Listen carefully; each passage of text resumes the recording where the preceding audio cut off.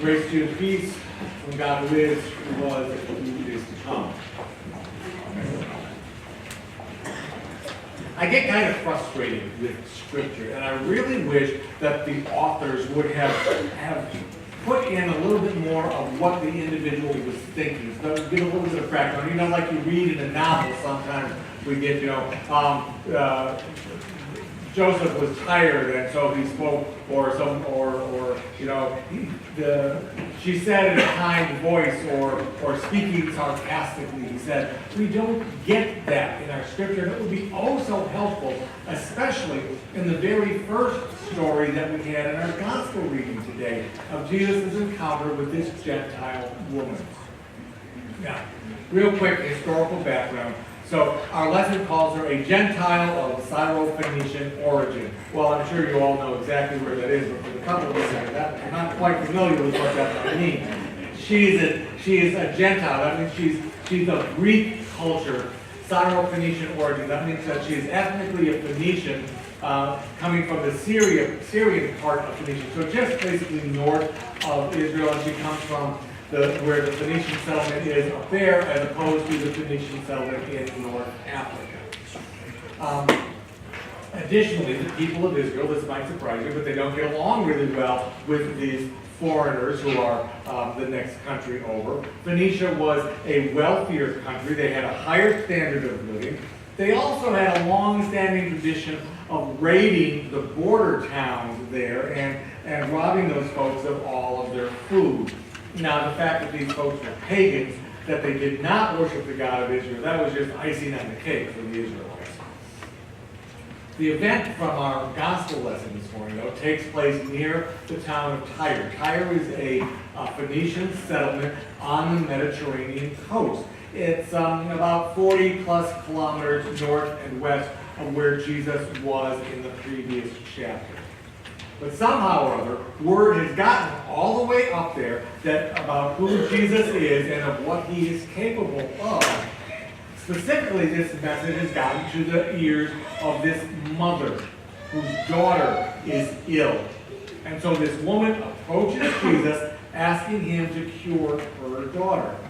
Now, there's a whole lot going on in that encounter. I'm just going to talk about the very first two. First of all, this is a woman approaching a man to whom she is not related. So anybody observing this is going to automatically assume that she is a working woman, a woman of the night. Also, she is a Gentile. She is Greek, approaching a person of Jewish faith. Neither of those are grounds of which make for a great conversation. We also need to remember that Jesus has been working really hard. Just in the last chapter, he endured John the Baptist being beheaded. He fed the 5,000, then he walked across the lake of Galilee, hoping to get some alone time apparently, but as soon as he reached the other side, he gets into an encounter with a bunch of Pharisees who want to nitpick about the dietary laws. Jesus is tired. He's probably grumpy. I know I would be. And he's purposefully headed to an area where he thinks he's not going to be pestered. But he's spotted, he gets found out, and we get this exchange in our gospel, this exchange that has always kind of really bothered me. Now, let me momentarily diverge and tell you a little something that happened a couple of weeks ago. So, a couple of weeks ago, I met with Stephanie Maurer. Stephanie is our communications director. She's a wonderful woman, does a great job. And I walked into her office late in the afternoon. I know it was a Tuesday because we had a staff meeting that morning, so it was already a long day. We were both tired, kind of grumpy, but I needed to talk to her about something. I honestly don't even remember what it was.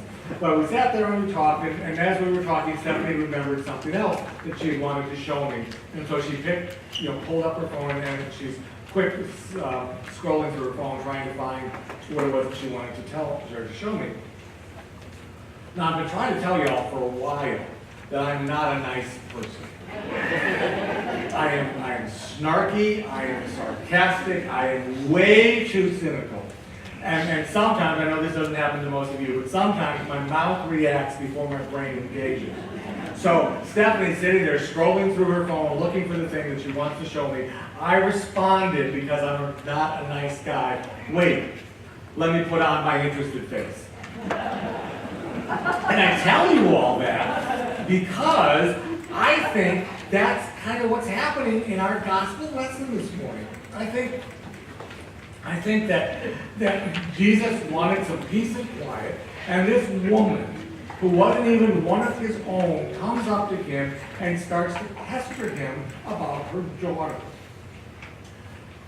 Was Jesus snarky in his response? Was he sarcastic when he said, "Let the children come be fed first, for it is not fair to take the children's food and throw it to the dogs"? Now, I've heard all kinds of explanations about this over the years, that Jesus was testing her faith, that he was responding theologically, but I got to tell you from my own experience, I think the man just snapped. You know, from her point of view, this woman had opened herself up to Jesus. She had made herself vulnerable. She was pleading for her daughter's life. She comes to this Jewish guy and literally begs him to heal her daughter. And Jesus gives this snark response. I think this woman is amazing because apparently, without even skipping a beat, she fires right back. "Sir, even the dogs under the table eat the children's crumbs." He called her a dog, and she still responds on behalf of her daughter. Was Jesus embarrassed by this? Was he ashamed in his response? Did he have to be cajoled in order to heal this little girl? And he heals her without touching her, without even seeing her. We don't know what Jesus' response really was. But we contrast that encounter with the one that follows immediately. And again, to put this into context, so it says that Jesus and company traveled back toward the Sea of Galilee. So that's at least a day's journey for them to walk. There they are. There they encountered a man who is deaf, nearly mute. We assume that he's Jewish because of the region that he's found in, and because our text doesn't tell us otherwise. And this guy is brought to Jesus. There are all kinds of differences, right? We've got a woman in one, a man in the other. She comes to him. The man is brought to him. She's a Gentile. He is Jewish. The man is cut off, closed to all those around him, with difficulty in communication and in being understood. And in further contrast between the two stories, with the man, Jesus physically touches the man's ears, and he places his fingers onto his tongue. And then he speaks to this fellow. And it's so important. What he says is so important. Mark records it twice.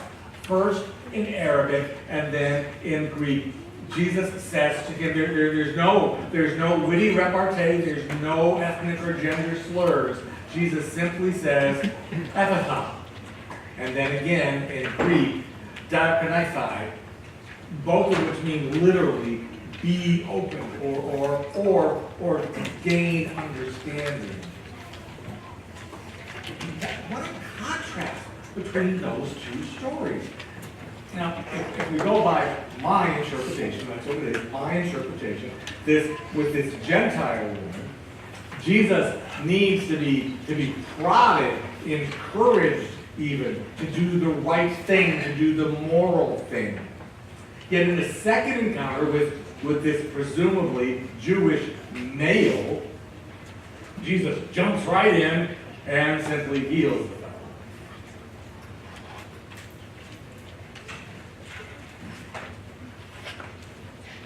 What is it in your life?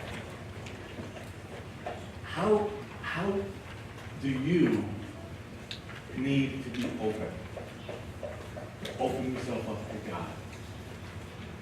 Because we all need to be open to God. Each of us Each of us has those parts of us, don't we, that we shut off. We shut those parts off to others, we shut it off to God, to ourselves. Now sometimes that's a good thing.